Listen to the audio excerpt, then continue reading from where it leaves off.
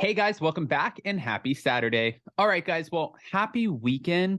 We're into the holidays. I'm sure you guys have some shopping to do, some YouTube to watch, and some family time to spend. But we're back with some more Bravo news because not only did Mauricio go on Watch What Happens Live, which we talked about, but he also is, well, talking about the Rudest Bravolebrity.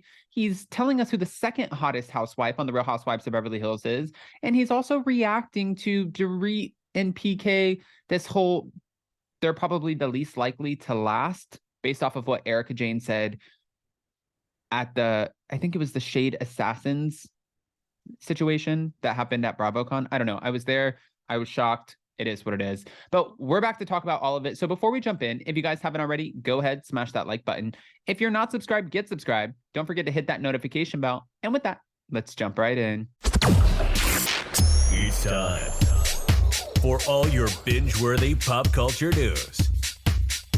Welcome to Up and Adam. All right, guys. So we know that Mauricio Umansky was on Watch What Happens Live. Now, when he was, I thought it was really interesting to see him, especially with Heather Gay. And of course, you know, Andy Cohen is not going to miss a beat with letting the fans call in. And it almost makes me wonder, when they have the fans call in and he goes, okay, fans, what's your question? Like, do they feed the questions to the fans? Like, do they let them call in, or they choose them and they email them and say, hey, 4:45, call into this number or zoom into this link.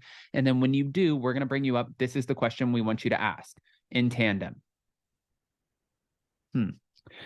Mauricio threw some shade at wife Kyle Richards' former bestie Lisa Vanderpump on Wednesday night's episode of Watch What Happens Live. Okay. When he was asked, who is the rudest Bravolebrity that you've ever encountered, he said, I'm going to throw out Lisa Vanderpump.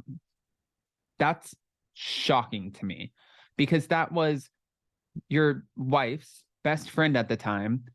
So why would she be rude to you? And I saw a couple of times where Kyle Richards and Mauricio were at the restaurant. This is no shade towards Mauricio at all, or Kyle Richards. I just had an amazing conversation, Jason and I, for Hot Messy Podcast with Farrah. I think buying Beverly Hills on Netflix is absolutely incredible, and they're knocking it out of the park. But at the end of the day, I can only speak on my experience with LVP, and she was nothing but kind. And I worked for her. Like, I wasn't her friend. There was no blurred line of like, oh, I'm your friend and I work for you. No, I just worked for her. And she was always so kind to me. So this kind of shocks me a little bit. I was surprised to hear that she would be the rudest Bravolebrity, because when I think about rudest Bravolebrity, I always hear people throw out Ramona's name. I've heard people throw out Vicky Gunvalson's name. I've heard people throw out Shannon Bedore's name. LVP? That one threw me off. Then when he was asked about who the second hottest member of the Real Housewives of Beverly Hills cast is, and wondered where Erica would get such a wild idea about Dorit and PK breaking up, he answered that too, and he named Garcelle. Garcelle is the second hottest housewife. Now, mind you, don't get your panties in a bunch. He has to name his wife first because that's his wife, right? But to be fair, if we're going down the line, met all of them at BravoCon, Garcelle is one of the most stunning women that I've ever seen in my life. And it's not just like outside beauty, but it's like when she smiles at you, her cheeks, like her teeth, like her energy, her aura, like it just is wild. And she has this infectious, like happy personality, which makes somebody even more pretty. You can have somebody who's absolutely stunning and then they love to just like, I have a few friends who I know that they live in Miami now. I actually know that they go to like Lenny and Lisa before they started getting their divorce, their big Halloween parties. They look like Victoria's Secret models, absolutely stunning. But I've talked to them about this, and sometimes they think it's just really cute to just have that mean face and be completely unapproachable. Like, don't talk to me. I don't have time. And that's just not like, that contributes to being a beautiful person inside and out. It's not just like, oh, I'm beautiful. Like if you don't have a personality and you're mean or rude to people or you belittle people, that plays into effect. Like it's not cute to be nasty. It's not cute to pretend like you're dumb and you don't know what's going on. I just think all of it adds up, and it's like, okay, well, that really overshadows the fact that you are a stunning person on the outside. And now I'm going to give you a 6 when you should have been a 10. No? Okay. Everybody knows PK is like my soulmate and my brother. They have a great relationship. I mean, I don't know where Erica came up with that, but I see them all the time and they seem good and solid. Also, a lot of fans speculated that Erica threw that out there in an attempt to help save Dorit's job on the show and to keep her around, keep her coming back, because it's just like when Sutton threw out the Elton John party situation with the table and Lisa Rinna. It will get carried into next season. So now Dorit, I'm sure, will use as part of her storyline going into the next season, Erica, you name me and PK. What the why? And then Erica's going to be like, I got you, girl. Because I had to throw a name out there. Okay, well, Erica, don't do it at my expense. With everything that I've been going through, you're going to use my name and use my husband. And you know I've been going through a lot. And then she's going to be like, it's not that serious. What's serious is my IRS tax lien. So that's more serious. Like, think about what I'm going through. I don't have time. Yeah. Back on the live broadcast, Andy Cohen mentioned that Mauricio Umansky is one of the longest running cast husbands of the Real Housewives franchises and asked him for his rose and thorn of the experience.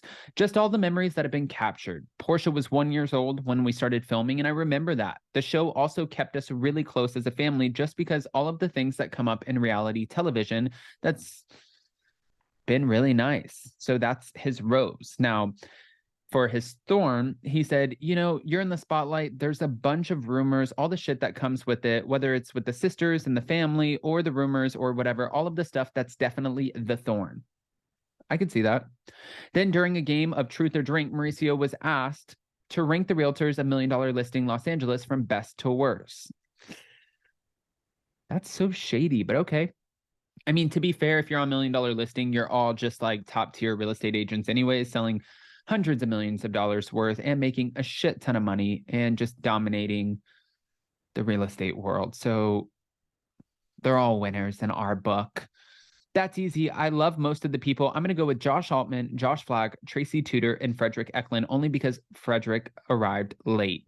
He's not a real LA guy. He's a New York guy, and the rest of them are real LA people. And he played a game of Can You Defend, during which he was asked if he could defend Kyle for running away instead of defending her sister, Kim Richards, amid Kim's Amsterdam feud with Lisa Rinna, who Kim suggested was having trouble at home with her husband, Harry Hamlin. He said there's a lot going behind, so that's a yes. He also defended Kyle for not intervening in Aspen when Rinna chose to order Kendall Jenner's tequila rather than the brand that her sister Kathy Hilton invested in. I don't think Kyle had a clue that Lisa Rinna was ordering something that was not Casa del Sol. So yes, he's always going to defend his wife, though. He made that clear. Mauricio then defended Kyle's claims that Dorit is long-winded, saying it's a fact. He also defended her love of flowy caftans, admitting that he loves them too, before reacting to Kyle, comparing her relationship with Vanderpump to playing chess with Bobby Fischer. I 100% defend her on that. Okay. All right, guys, I want to hear what your thoughts are. I don't want to just throw this information out there and not ask your opinions. So go ahead and comment below between the second hottest housewife on the Real Housewives of Beverly Hills to the rudest Bravolebrity, his rose, his thorn, defending Dorit and PK's relationship, and can you defend? Where do we stand? So go ahead, comment below. I hope you have a beautiful Saturday. Go check out Hot Messy Podcast. New episode dropped yesterday with Aurora Colpo, and go to our community tab and vote in the poll. Love you guys. Bye.